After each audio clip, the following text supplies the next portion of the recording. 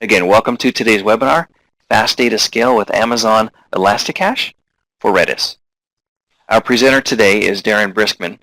Darren Briskman leads initiatives to connect developers with the AWS engineering team, helping technical professionals worldwide get the greatest benefit from Amazon ElastiCache and other in-memory database services. He joined Amazon in 2016 after 30 years of experience in enterprise technologies, including work at NASA, IBM, and Silicon Valley startups. Today with us, we also have Michael Labib and Dan Zemansky, who will be our webinar moderators today and answering your questions throughout the presentation. Darren, welcome, and the floor is now yours. Thanks.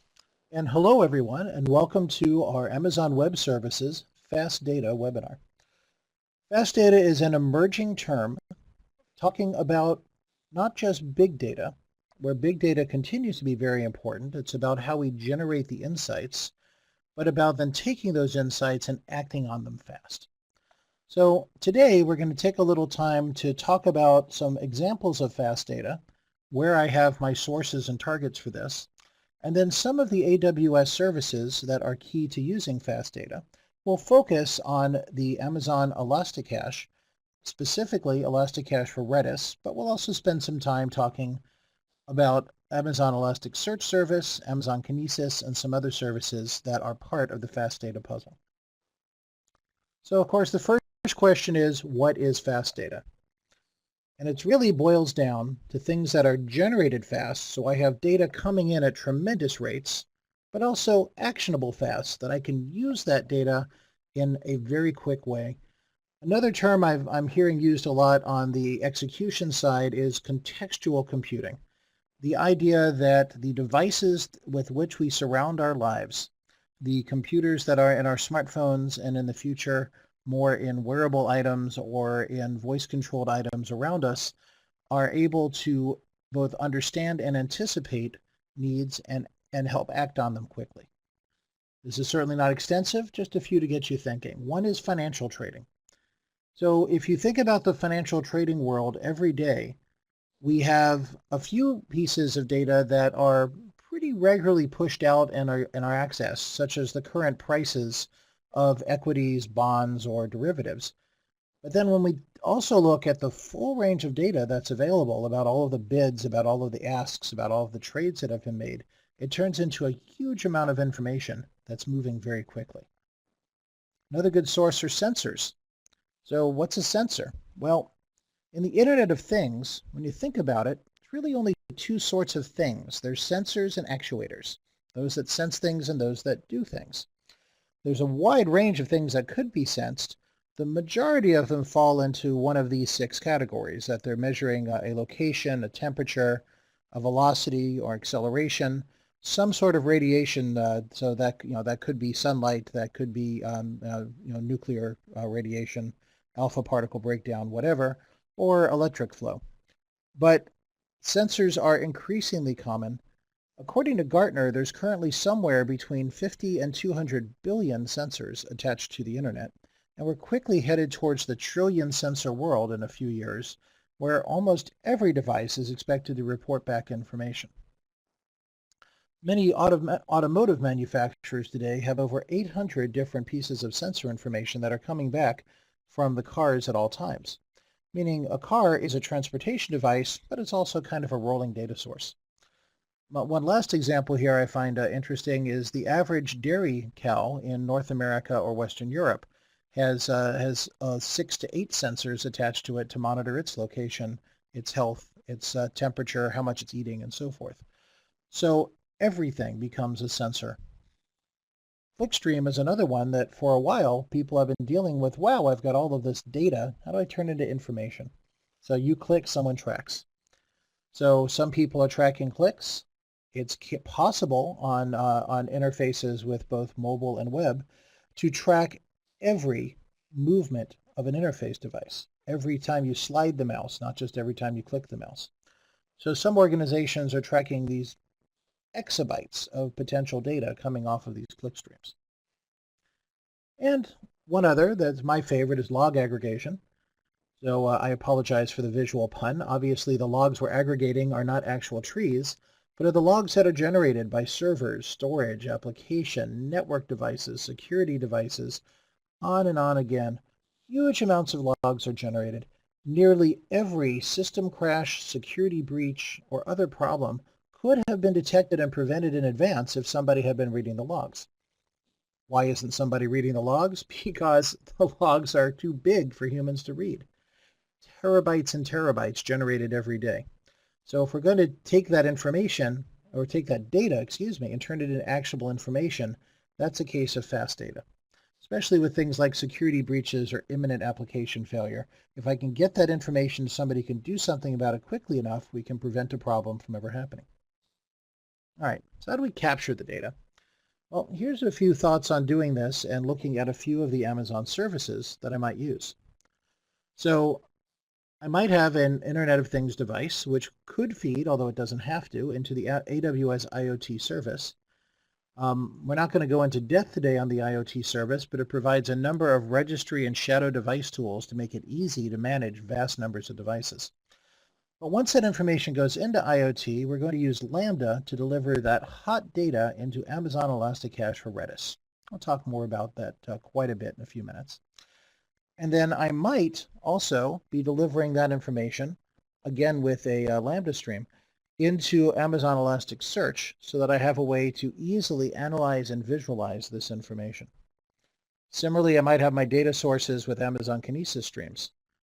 Now, this becomes a little additionally complex because Amazon ElastiCache as an in-memory database does have limits on how much data it can store. Today, I'm limited in a cluster to 3.5 terabytes. That might be a higher number in the future. But in the data sizes that we're dealing with, that might represent several days. It might only represent a few hours. So we're probably going to want to be keeping it somewhere else for longer retention, where we might not have to be able to retrieve it as quickly. So along with ElastiCache, we might also store it in Dynamo.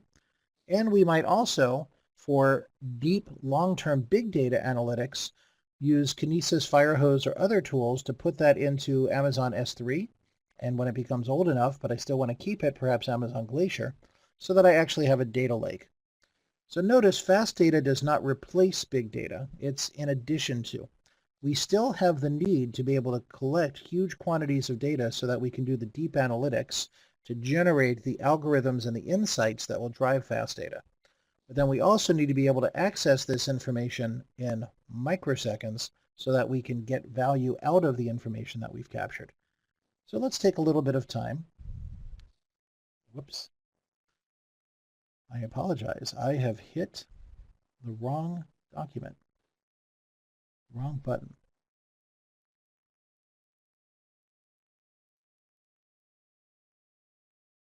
There we go. I got my screen back. So let's take a little bit of time and talk about how this works with Amazon ElastiCache. So ElastiCache is a service from Amazon Web Services that's been available for quite some time. And here's the short version of what it provides, as we'll drill into some of these. One is it's an in-memory key value store. So the original Amazon ElastiCache service was based on Memcached. Memcached is, of course, something that goes back to the early days of scalable computing on the internet. And it provides a great high-speed cache. More recently, we added support for Redis. More on Redis in a few minutes, but since 2009, Redis has become, when it was launched, Redis has become the most popular of the powerful and fast in-memory key value stores. So I'm actually saving information in memory. What does that give me? Well, one is it gives me very high performance. For a 1K object using the ElastiCache service, you can usually do a get or a set in less than 300 microseconds. For a 4K object, 4 kilobytes, less than 500 microseconds. Again, I'm talking microseconds, not milliseconds. So we're talking half a millisecond or less to get or set 4 kilobytes of information. We can do that because we're not only memory resident, but we're also memory resident by design. Redis is storing no information on disk and therefore lacks the complex algorithms that more traditional databases require in order to do disk storage. It's also a fully managed service. Managing and administering a Redis cluster, taking care of all of the high availability, the replication, The patching, that can be quite a bit of work, but when you're using Amazon ElastiCache, that work's all done for you. So you don't have to do the administration. We've made Amazon ElastiCache highly available and reliable through our use of replication. We've also hardened this somewhat. So let's talk about what that means as we look through the service. So if you look at the range of different database services offered in Amazon Web Services, this illustrates a little bit about how they might be compared to one another. The gradient from the hot to cold, the red to blue, indicates a few different pieces of information. One, it indicates the request rate. So all the way on the left, tools like ElastiCache, that's where I'm requesting millions of reads or writes per second. Out on the right, Amazon Glacier, that's where you're counting your reads and writes perhaps per hour or per day. Other services in between, like S3, I could certainly support fairly high numbers, but we're certainly not talking about the millions per second. Similarly, the latency. Amazon ElastiCache, as we discussed, the latency is generally in microseconds. Depends on what you're doing. Obviously, if you're doing a 512 megabyte object, that might take milliseconds to move. But things that are in the kilobyte range are generally going to be moving in sub-millisecond times. DynamoDB is another of our services that is a great NoSQL database service that has quite low latencies, single millisecond latencies. And then our Amazon relational database services range from very, very low latency offerings like Aurora into a range of other offerings that have medium to low latencies. Data volume also runs across this gradient. So in Amazon ElastiCache, I am limited to my memory size. So I can store up to 3.5 terabytes of memory in the largest cluster we currently support. That's a good amount, not a huge amount. Glacier, on the other hand, is designed to support petabytes or even exabytes of data that one might want to store. S3, and for that matter in the Hadoop EMR world, the HDFS, also are designed to store extremely large amounts of data. In the middle there, you might notice our search products, Cloud Search and Elasticsearch. Today we're going to talk a little bit about how Elasticsearch fits into this problem. But Elasticsearch, of course, is not a traditional database. It's a search engine. So it lets me take any arbitrary corpus of documents and apply an index to them that makes them searchable and accessible. So it too kind of falls along this continuum of databases. The vertical axis, by the way, is for structure. So things like RDS as a relational database service or other databases we could put on here, like say IBM DB2, those are highly structured. They have columns, they have rows, they work in a highly structured way. When I look at NoSQL databases, like Amazon DynamoDB, or other products out there like MongoDB or Cassandra, those are less structured. And of course, across the top of this chart, I have just disk storage like S3 and HDFS, which really have no defined structure at all. So Amazon ElastiCache using Redis is technically a NoSQL offering because it is a schemaless in-memory key value store. So it falls across the middle in the terms of structure, but again, it's a big bubble because it's a wide range. Now, the interesting thing about ElastiCache is even though it's way on the left here, which means it's relatively low volume, which means relatively high cost per byte, adding it into our solution almost always not only increases performance, but actually reduces costs. In this webinar, we don't have time to go into depth on the use cases for that, but if you come take a look at our web pages on Amazon ElastiCache, you'll be able to find many examples of how people are both able to get high speed and lower costs. But today let's focus on the fast data in this emerging world. So a little bit more about Redis, which is the database that we're using. As we mentioned, it's ridiculously fast. It is an open source database, and Amazon ElastiCache for Redis is 100% compatible with the Redis open source. Indeed, we do not provide our own Amazon created or supported clients because we don't need to. All of the clients or SDKs you'd want to use are out there in the over 150 open source clients available so that you can read and write from Redis in almost any language you can imagine. So most of our customers who use Redis are of course using the common languages, things like Java, Python, Node.js, Go, Ruby, C++, C#, C, and so forth, but far more obscure languages like, say, Scala, Clojure, R, Smalltalk. All of those are supported and out there. Redis, unlike Memcached, is also persistent, in which no data is stored on disk, but I can take snapshots whenever I need one. And then we're able to go ahead and push that information onto a snapshot that I can store and have a way to recover from either coding errors or be able to move data between a production, say, and a non-production environment. We're highly available through replication. We have all sorts of atomic operations. It's an ACID property data store. And Redis, I would mention, is very powerful. There's over 200 commands in it. There's also Lua. Lua is a separate open source project for scripting. And I can actually have Lua scripts inside the ElastiCache for Redis database. So I can have server-side scripting capabilities. The other thing that makes Redis interesting and relevant to this use is its utility data structures. Again, in this webinar, we don't have time to go into those in depth, but being able to not just have strings, but also be able to have all sorts of ways to put those strings into sets or store them in hashes or store a sorted set, which is already stored in order of a score. So in only a few hundred microseconds, I can quickly bring up what are my top objects or my fastest moving data, as well as some other pieces that we will discuss today. So it's a really powerful solution that we've used as the building block under the ElastiCache for Redis offering. I want to show a simple example of the speed of Redis. Now this is one that I pulled off of a blog down there, and I recreated this and got similar results with ElastiCache.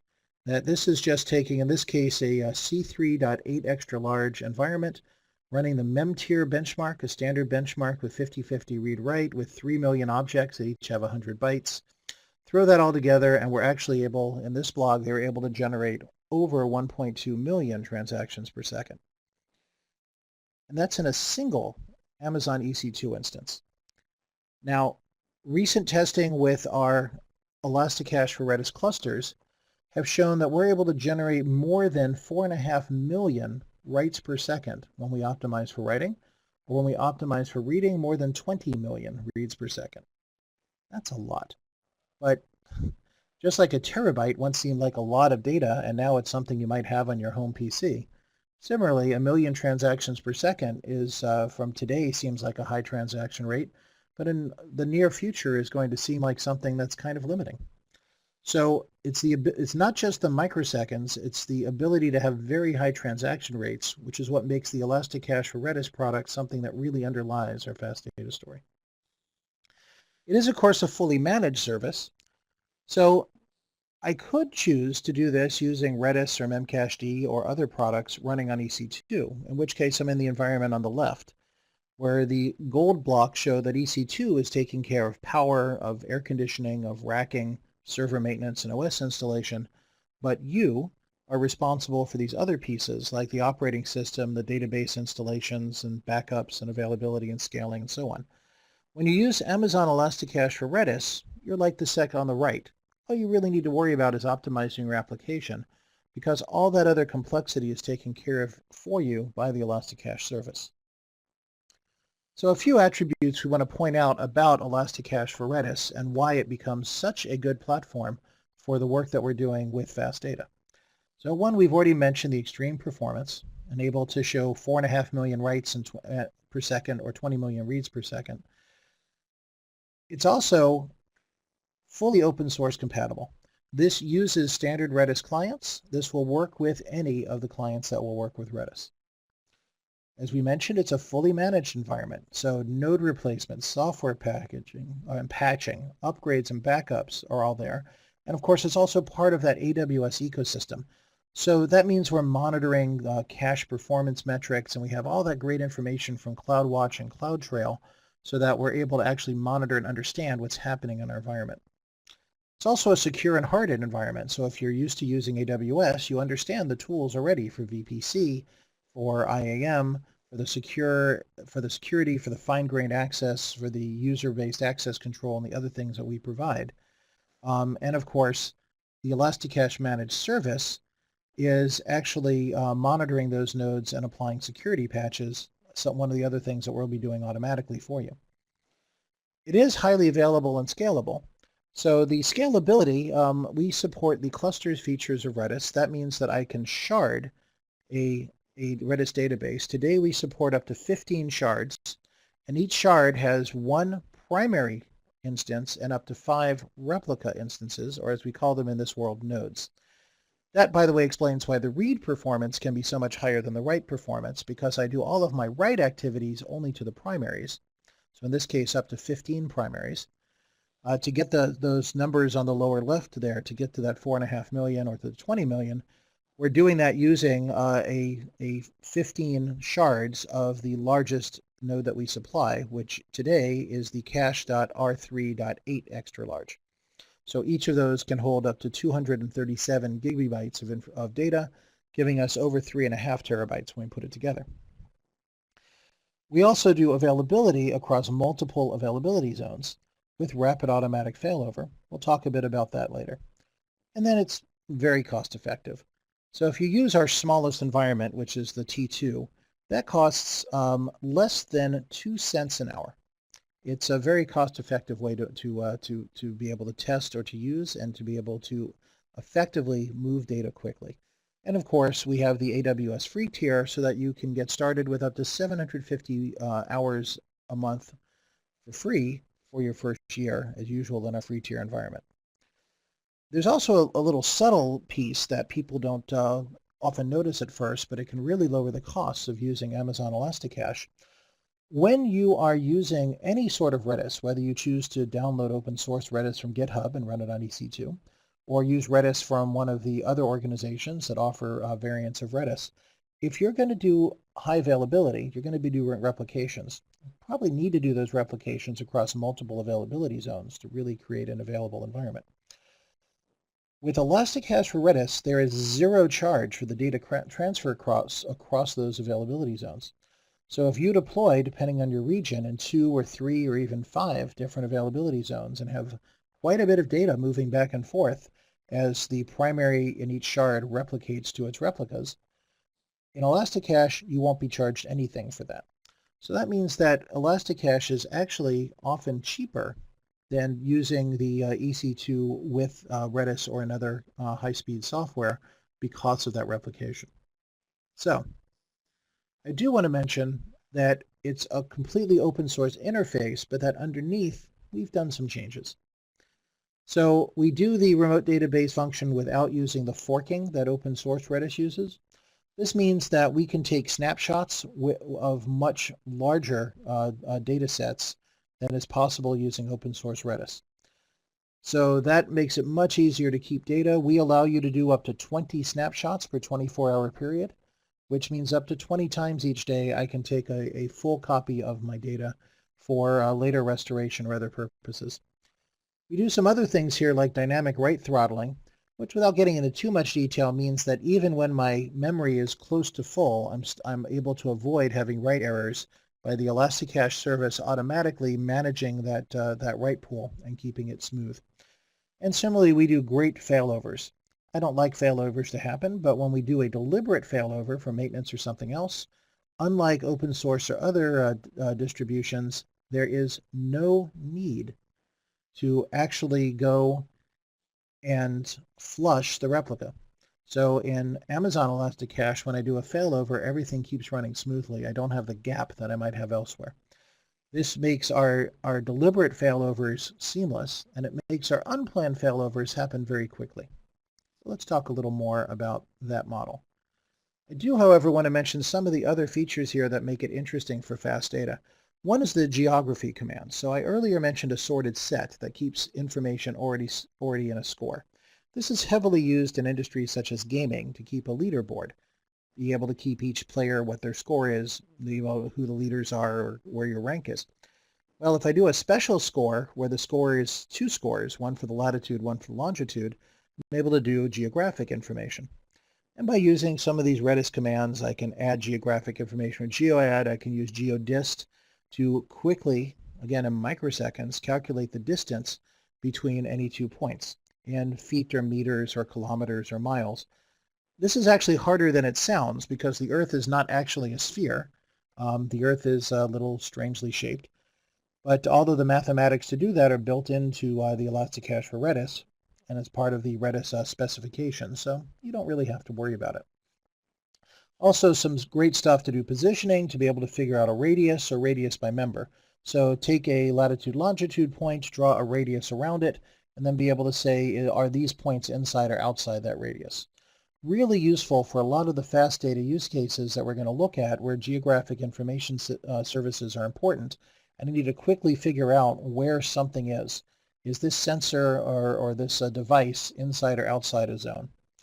We also, with Redis, now support GeoHash. GeoHash is a mathematical way of expressing a point on the Earth using a number of bytes that will define a generally rectangular polygon and that are containing. So that a 1 byte GeoHash will generally define a large chunk of the Earth. A 2 byte GeoHash will define a country or a given area. A 9 byte GeoHash will be somewhere in the range of about a square meter and would be a good way to define say a chair. But that 9 byte GeoHash chair will be inside the 8 byte GeoHash room, which is the same first 8 bytes as the 9 bytes with a chair, which would be inside, say, the 3 byte GeoHash defined country. So it gives us some really efficient ways to be able to define complex areas very simply. GeoHash is an open standard that has becoming increasingly widely adopted by a number of organizations, especially in the ad tech, the advertising technology space. I also mentioned bit fields because this is one of the other things that's so critical for fast data. One of the challenges that we get when people are dealing with fast data, the data sizes become unwieldy because of the sheer amount of stuff I'm dealing with. Much of IoT data and other data sources we discussed come through in JSON. JSON's a terrific standard. It's easy to code against. There's all sorts of great tools for it, but it's not very space efficient. So there's a number of algorithms out there like Minify or protobuf, protocol buffers, that make it possible to compress JSON without losing any information. Typically, if you use protobuf on a JSON dataset, I'm going to squeeze out about 70% of the space. So what might take a megabyte with raw JSON, I can keep in only 300 kilobytes with protobuf. Problem is, to use that protobuf, usually I'm going to have to take that protobuf out, that now 300K object, out of a database, run it through the protobuf algorithm to reinflate it to a megabyte of JSON, have my application parse to that piece of that megabyte I really care about, so do serialization, and then when I'm done, go through that process in reverse to put it back into the database. So in our bit fields, that gives us the ability to go in and actually directly affect the information inside those compressed series or any other arbitrary set of data by being able to take any set of bits inside a larger field and modify it directly. This helps us keep down in those single-digit millisecond or even the microsecond range, even when dealing extremely complex data. Let's talk a little more about clusters. So clusters enables horizontal scaling. We introduced this with the Redis 3.2 engine in Amazon ElastiCache, and this is fairly new at the date, at least that I'm recording this, because we introduced this in October 2016. So a cluster in ElastiCache for Redis is one or more shards, and a shard is a primary node plus up to 5 replica nodes. So why do I want replica nodes? One reason is availability. The other reason is increased read capacity.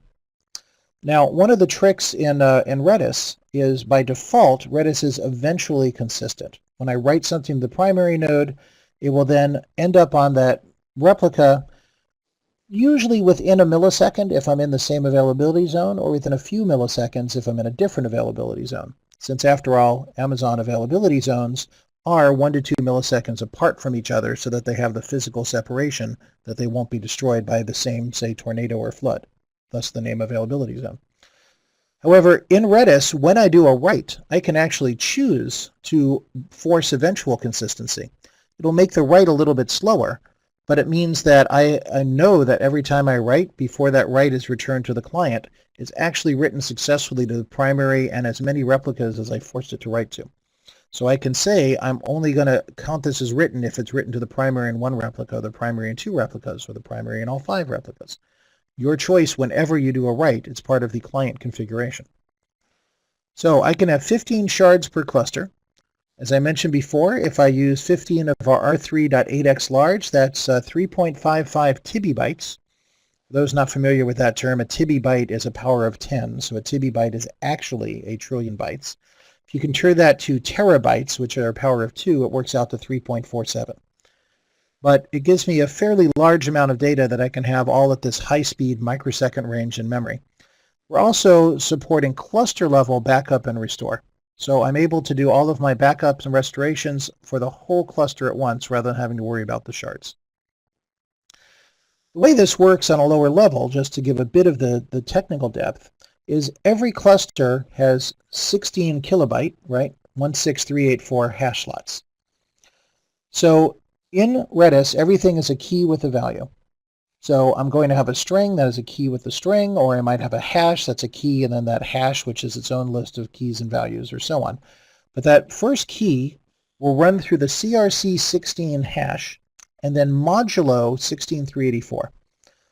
So that any given key will always have consistently the same hash slot number based on the letters and numbers that make up the key. When you create an ElastiCache for Redis cluster, you get to pick, if you really want to, which hash slots go onto which shards. But if you want to, by default, it will just distribute them evenly. So in this case, I have a 5-shard cluster, and it evenly distributed. Now, since 16384 is not evenly divisible by 5, if you look carefully, you might notice that some shards have 3,277 hash slots, and some shards have 3,276.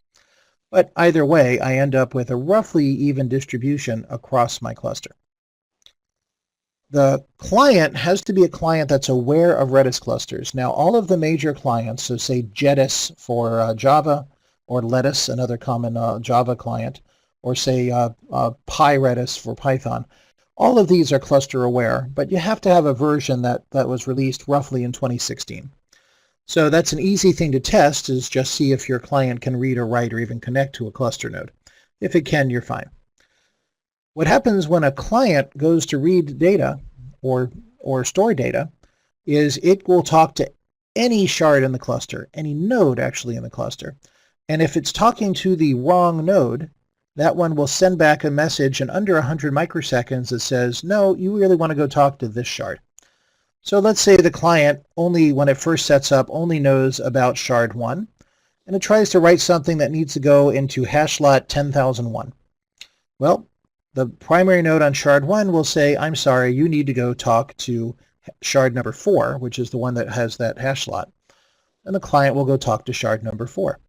The client itself will store a map of this, so a little bit like DNS resolution, the client doesn't have to ask that question again. And so only the first time is there that extra 100 microsecond and maybe a little bit of network propagation delay before the client now knows exactly where to talk. We then, in that shard, as we mentioned, have a primary node and up to 5 replica nodes. So here's an example of setting up a 3-shard cluster. Now, whenever I set up a ElastiCache for Redis cluster, I can pick the number of shards, I can pick the number of replicas in each shard, and for whatever region I'm using, I get to pick which availability zone to place each and every one of those nodes if I wanted to do that. So for this example, I'm going to say I'm using, let's say, US West 2, and in that lovely Oregon data center, I'm going to put my primary nodes all in availability zone A. I'll put one of the rest replicas in availability zone B and one of them in availability zone C. So I have shard 1A, shard 1B, shard 1C, and so on across the shards. So what happens when I have an outage? Well, let's say something happened to shard 2A and it went down. Now, if this was a planned event, for example, we had maintenance scheduled, all of this will happen completely seamlessly and there will be no gap in or millisecond range gap in delay. But let's say this happened unplanned, that something unfortunate happened. Let's say this is rare, but memory overheats or processors fail. So that's going to go down. It will stop replicating. And then between typically less than 30 seconds. The median's about 15 seconds. Those replicas are going to realize, that one's not working anymore. So they're going to hold an election, and the one that is the most recently updated is going to become the primary. And then that one's going to inform all of the other nodes in the cluster that, hey, these hash slots that used to be run by S2A are now run by S2C. So everybody should now be writing here. So all of the clients that are trying to talk to S2A, which is now down, will eventually time out. And when they time out, the cluster client will make them automatically ask any of the other cluster nodes it knows about. And then that cluster node will be able to redirect it to S2C. So we'll have a very, very short, again, about 15 to 30, maybe 40 seconds when writes will fail and possibly time out. But after that, everything will be restored to normal operation. Now, I should mention, this is Amazon. So on my Amazon web, that S2A is not going to stay down. We're going to end up replacing it. But when we replace it, there's no reason to go through that failure operation again. So it'll go ahead and come back into the cluster not as a primary, but as a replica. And S2C will continue operating as my primary. Because of maintenance and other things, this means that over time, in your shards, which ones are the primaries, which ones are the replicas, will dance around a bit as we have rare unplanned outages and occasional planned maintenance outages, which don't affect, which will not take the application down, but instead will let you continue running. And this is important because fast data is usually, not always, but usually 24/7 operations. We don't have a lot of time to take downtime. I did want to mention a bit about Elasticsearch service, which we mentioned. Elasticsearch is an open source distributed index. It's based on the Elasticsearch open source product, as well as Kibana, which is part of the Elasticsearch package for visualization. Elasticsearch itself is based on another open source project that goes all the way back to the 1990s called Lucene. And again, it's a fully managed, zero administration, available, reliable environment. And in the case of Elasticsearch, what makes Elasticsearch so powerful is the RESTful API. So it's very easy to work with. You don't really need an Elasticsearch client. You just need a client that can talk, that can send REST APIs. So this gives me a terrific way to be able to quickly take arbitrary information like log information or any of the data coming in from any of these fast data sources and quickly and easily analyze it, visualize it, pull out pieces I care about. The single most common use for our Elasticsearch service today is actually log analytics and operational intelligence, giving me a quick, easy way to take huge amounts of information and make them human readable and consumable. And of course, I may want to be using some of the rest of our ecosystem. So here's ways of getting things into ElastiCache because they could be coming from various other Amazon locations. They could be coming from Kinesis or RDS or Dynamo or SQS. They could be the access trail logs from CloudTrail or from CloudWatch. If you want to use CloudWatch or CloudTrail or both, the Lambda function to convert that and put it into Elasticsearch already exists, and in fact you'll find that in the Elasticsearch documentation. There's another open source product called Logstash that some people like to use to move that, in which case I could just implement Logstash on EC2. But I have all these ways of getting this information into my Elasticsearch indexes, and then I can find, search, visualize, and see that information. It's a great and inexpensive way to do this, and of course, once I've done that cursory investigation, if I want to do deeper work for deeper insights, that's when I might want to use some of our services like Redshift or EMR or some of the other great tools that are part of the data analysis and big data analysis available within Amazon Web Services. So finally, what do I do with all this stuff? I'm just going to mention a few of the fast data use cases that we see people now doing where I'm using the patterns that we described before to take tremendous amounts of data that come in, use ElastiCache to make them work in microseconds, perhaps also copy them into Dynamo or RDS and also into S3 for data lakes, and be able to combine that big data deep insight with the fast data activation. In finance, we see this for fraud detection very heavily, particularly with consumer credit cards, but other places as well, where I only have a few milliseconds to decide, is this something I want to do or is this something I want to block? We need to make that effective as more and more we move to a cashless society and move to using electronic transfers. The opportunities for fraud are great. Fast data gives us the way to fight back. Regulatory compliance is another great example. There's a whole bunch of regulations in the financial world, and some of them change second by second. If you're for example, a company like Talanx, which is one of the larger insurers in Germany, they're using AWS to do what are called Basel II solvency calculations. You have a minimum level of solvency you need to keep. You need to be able to prove that the assets you have are able to cover what would happen in the case of an emergency or a disaster. And you need to be able to prove that minute by minute as the value of these assets change.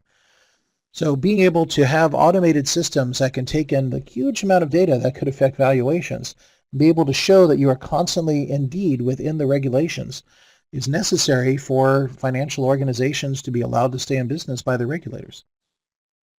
Retail is another place. Recommendations are a really big part of fast data. Think about what happens when you use Amazon.com or whatever part of the world you're in. I'm talking today from Korea, so here I might use Amazon.kr. But any of these environments, I need to be able to very, very quickly figure out, what did that person buy? What else might they want to buy? What recommendation can I put in front of somebody? Because I only have a few seconds for them to look and consider it. And if you're looking across a catalog as large as that on Amazon, I need to very quickly figure out what are things that are relevant to put in front of that customer. Another totally different industry is utilities, whether these are communications utilities or electrical utilities, water utilities. I need fast data to be able to deal with incident response when there's a disaster, whether it's a blizzard and the aftermath like shown in these pictures, or whether it's something that you have very little warning, like an earthquake or other seismic events. You need to be able to, in minutes, understand what's just happened across the thousands or millions of sensors that I know about in my utility, and then be able to quickly dispatch and manage crews in order to address these issues and make them run. So I'm using this for utility example, but this could just as easily be used for ambulance dispatch, for municipal or other government needs. And the last one I'll mention is near and dear to my own heart, or more specifically my pancreas, because I'm a diabetic, and the drugs that I take don't always know the interactions. So we have drug-on-drug interactions, shown on the upper left, and below it, drug plus food interactions. Indeed, every one of the foods shown on this slide are known to have at least one potentially deadly drug-food interaction. These are hard to track and hard to keep track of. As we move into a contextual world, I'm looking forward to my phone being able to listen in on what I'm ordering in a restaurant and give me a warning that, ooh, I can't eat that. That's going to that might have a drug interaction that would damage me. Today, this is already being used for drug, and drug food for people who are inpatient in care facilities such as hospitals, and now increasingly long-term care such as nursing homes. But in the future, where we need to see these things move much more widely in order to take advantage of the drugs and the therapies we have without causing the morbidity and mortality that could be caused when you have a bad interaction. So these are just a few examples, but what I'd like to leave you with is a call for thinking about how is fast data going to change your industry? Because the tremendous amounts of data that are coming in from these sensors and from all of these other data gathering systems, and then the need to make that contextual and take action on it in a few seconds if it's being done by a human, or in milliseconds or less if it's being done by a machine, are critical. And I'd urge you to take a look at our Amazon ElastiCache for Redis, our Amazon Elasticsearch service, and the many other things that are involved. There you'll find my name. I'm Darren Briskman. I'm Briskman at Amazon.com. But I'm one of many people at AWS who are interested in working with you and helping you find value out of how all this will work. So that concludes the core of this presentation. And we would like to see if there are any additional questions that we might like to answer. Also, Jerry, I believe you have a few poll questions for people to look at. I sure do, and thank you, Darren. Thanks for the presentation. Thanks to Michael and Dan for engaging our audience through the Q&A panel. So on your screen, you'll see the polls. We have 3 at the bottom, 1 at the top of the screen, and we do appreciate your feedback for the session. So we do have some minutes here that we're going to go through our Q&A. You can put your questions in the upper left corner of the screen. So with that, let's go to our Q&A. Right. So Klaus Schultz, you asked a great question, which is microseconds. And yes, we actually do this in microseconds. So today a microsecond seems like a very short amount of time, but in the future we'll be sitting around tapping our fingers saying, why does it take so long to support a microsecond? Also have a question here by Johnny Guo about any plan to support Hazelcast. Well, right now for our fast data support, the open source products that we're focusing on are Redis, to a smaller degree Memcached, although certainly we support Amazon ElastiCache with Memcached as well, and the Elasticsearch. So Hazelcast is not part of our current offerings. We'd be happy to talk to you offline about why that's something you think would be interesting and a direction we could consider. Let's see. Jerry, I don't see any other questions that are actually questions we want to answer here. There are a few people who have asked great questions about when they can get the webinar and so forth, and of course we will be sending this to the participants. All right, well thanks Darren. So we really do appreciate that again for the presentation, and to Mike and Dan for answering our questions through the Q&A panel during our session today. If you have any comments on previous webinars we've had or any upcoming webinars, if you have suggestions on topics that you wish AWS to cover in future webinars, please feel free to email us aws-webcast@amazon.com. Your feedback will help us improve our future webinar programming. Thank you again for taking the time to join us today. At this time, you can disconnect.